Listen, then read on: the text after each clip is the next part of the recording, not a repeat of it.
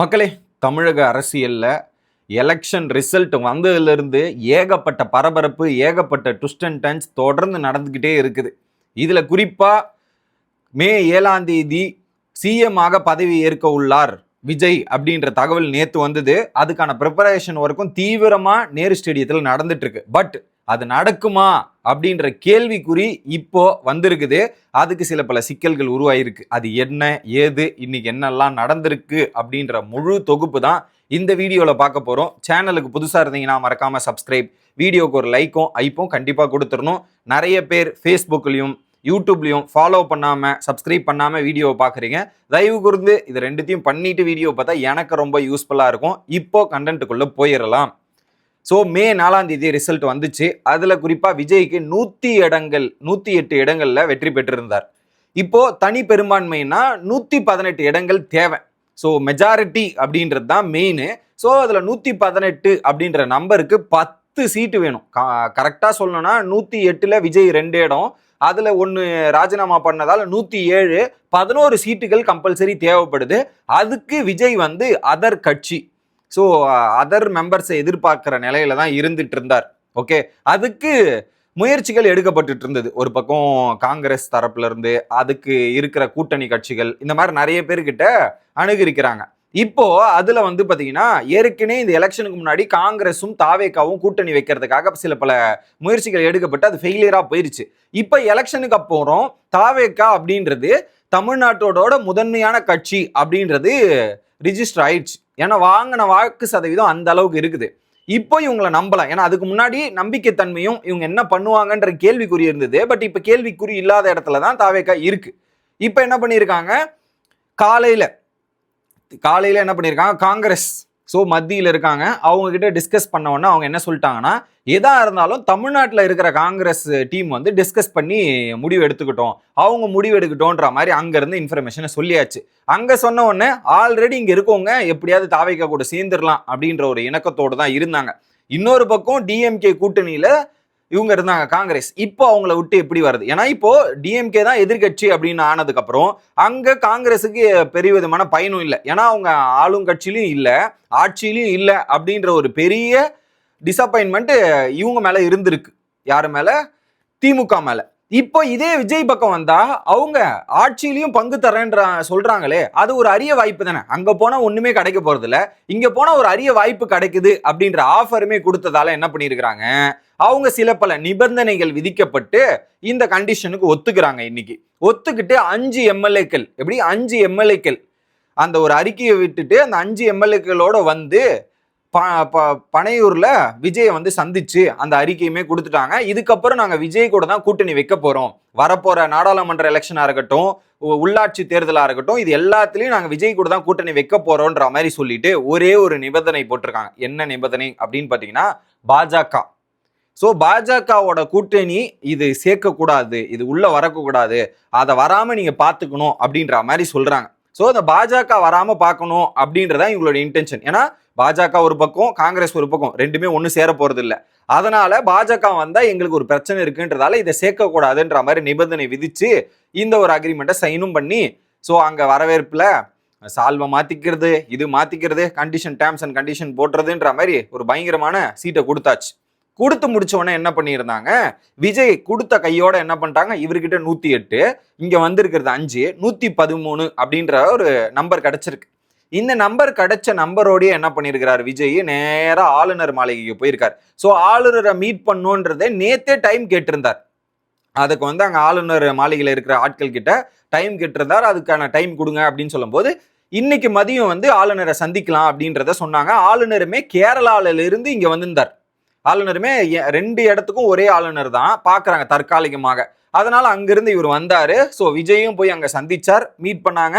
அங்கேயும் ஒரு நல்ல ரிசப்ஷன், மொமெண்டோ கொடுக்கறது, சால்வம் மாத்துறது, இதெல்லாம் நடந்து அவங்க எங்க கிட்ட இதுதான் இருக்கு, இத்தனை எம்எல்ஏ லிஸ்ட், அவங்களோட கையொப்போ அந்த இதுவே கொடுத்துட்டாங்க, கடிதத்தை கொடுத்து முடிச்சாச்சு. சரி, இப்ப ஆளுநர் என்ன சொல்ல போறார்? இப்ப ஆளுநர் சொல்றதுல பொறுத்து தான் அடுத்த கட்ட நடவடிக்கை இருக்கு அப்படின்னு பார்த்தா, இவங்களுக்கு ஆளுநர் நாளைக்கு ஆட்சி அமைக்க வந்துருவாரு, ஆதரவு தெரிவிப்பாருன்றதே தாவேக்காக வெயிட் பண்ணிட்டு இருந்தாங்க. கடைசியில ஆளுநர் வச்சதுதான் பெரிய ட்விஸ்டே.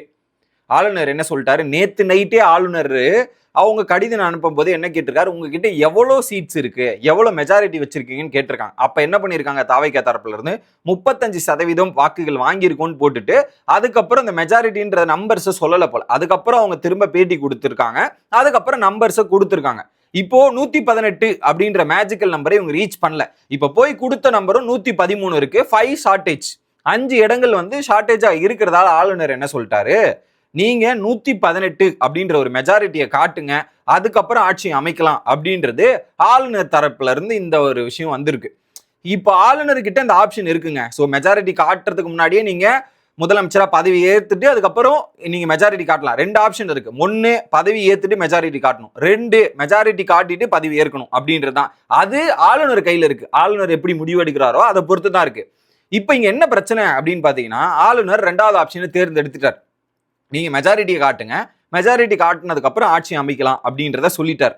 இப்போ ஆளுநர் இப்படி சொல்றதுக்கான காரணம் என்ன அப்படின்னு யோசிச்சு பார்க்கும்போது, இன்னைக்கு தான் திமுக கிட்ட இருந்து பிரிஞ்சு காங்கிரஸ் வந்து தாவேகா கூட கூட்டணி வந்துருச்சு. இப்போ அங்க மத்தியில ஆள்றது யாரு, பாஜக. இப்போ இங்க ஆளுநர் யாரு, அவங்க சார்பில் இருக்காங்க. இப்போ அவங்க இங்க ப்ரெஷர் பண்ண மாட்டாங்களா? ஸோ அவங்க எக்ஸாக்ட் நம்பர் காட்டுற வரையும் நீங்க இந்த மாதிரி டீல் பண்ணுங்க அப்படின்ற மாதிரி சொல்லியிருப்பாங்க. அங்கிருந்து இன்ஃபர்மேஷன் வந்திருக்கும், இங்கிருந்து இந்த டீலிங் இப்படி நடந்துட்டு இருக்கு. ஸோ பாஜக அங்கிருந்து ஒரு ப்ரெஷரை போடுறாங்க போல இருக்கு.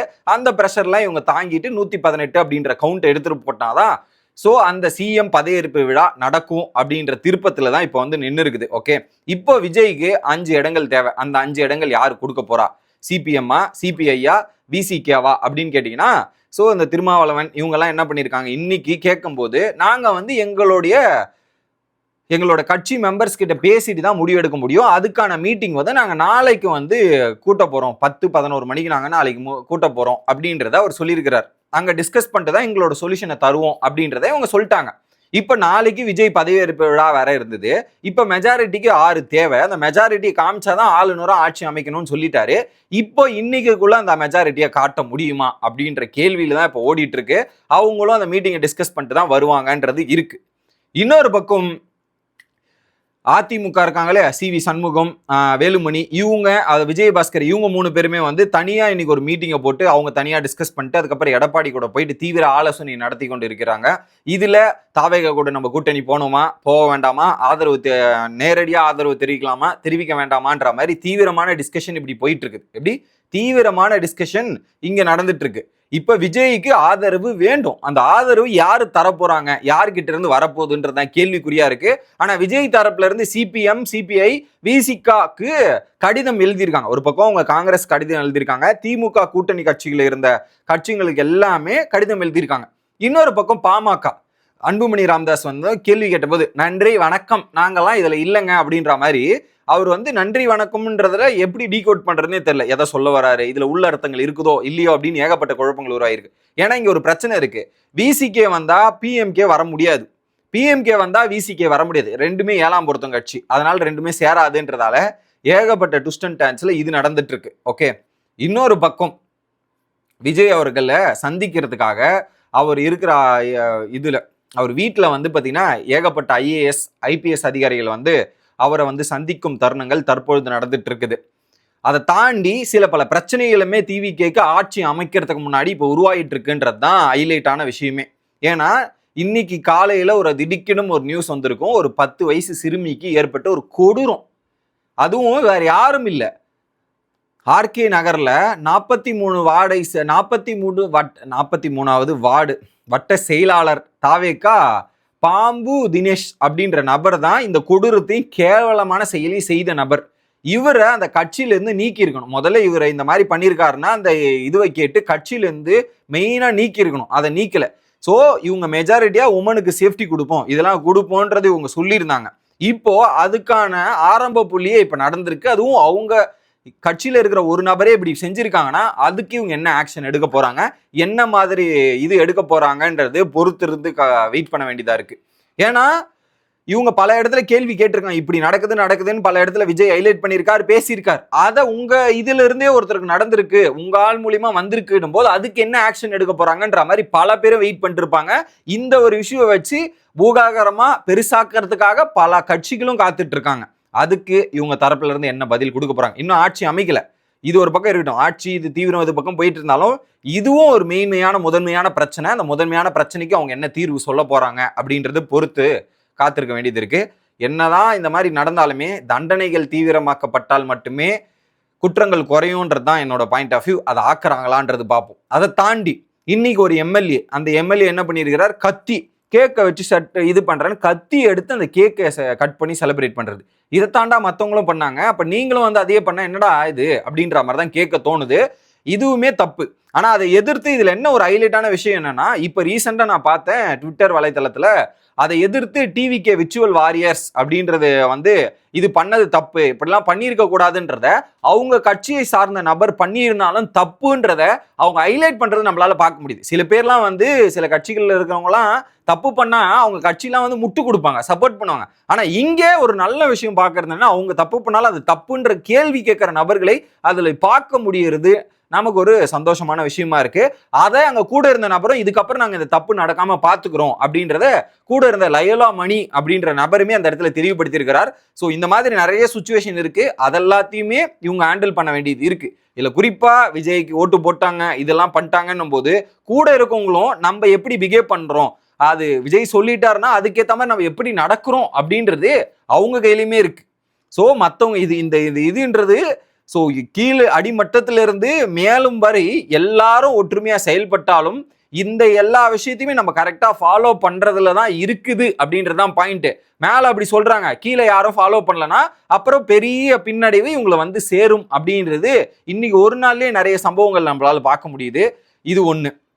அதை தாண்டி இன்னொரு பக்கம் எம்எல்ஏவா வெற்றி பெற்ற உடனே அங்கே சரக்கு அடிச்சுட்டு இந்த மாதிரி பண்ணுறது நிறைய விஷுவல்ஸ் பார்க்க முடியுது. ஸோ இவங்களாவே இன்னும் ஆட்சி அமைக்காத முறையில் ஆட்சி அமைக்கல, அதுக்கு முன்னாடியே இத்தனை இஷ்யூஸ் உருவாகுதுன்னா அதெல்லாம் அவங்க கரெக்டாக வந்து ஃபோக்கஸ் பண்ணி இது எல்லாத்தையும் எப்படி ஹேண்டில் பண்ண போகிறாங்க, இந்த மாதிரிலாம் பண்ணக்கூடாதுன்னு ஒரு எச்சரிக்கை விடுக்கணும், அதை வந்து ஃபாலோ பண்ண வைக்கணுன்ற மாதிரி நிறைய பிரச்சனை. ஆல்ரெடி ஆட்சி அமைக்கிறதே பிரச்சனை இருக்கு, இதுல இவங்கெல்லாம் இப்படி பண்ணா இன்னும் பல பிரச்சனைகள் உருவாகிறத நம்மளால பார்க்க முடியுது. அந்த உருவாகும் பிரச்சனைகள் எதிர்கட்சிகளாக இருக்கிற பல பேருமே அவங்களுக்கு சாதகமா பயன்படுத்தி கேள்விகள் கேட்க செய்வாங்க. அதெல்லாத்தையும் எப்படி ஹேண்டில் பண்ண போறாங்கன்றது தான் பொறுத்திருந்து பார்க்க வேண்டியதா இருக்கு. ஸோ அடுத்த வீடியோவில் தொடர்ந்து வந்து சந்திக்கிறேன். ஸோ இந்த வீடியோவில் ஏதாவது கொஞ்சம் மிஸ்டேக்ஸாக இருந்தால் மன்னிச்சுங்க, ஆல்மோஸ்ட் எல்லாத்தையும் தெளிவாக கொடுத்துருக்கேன்னு நினைக்கிறேன். ஸோ தொடர்ந்து சந்திப்போம். Bye guys.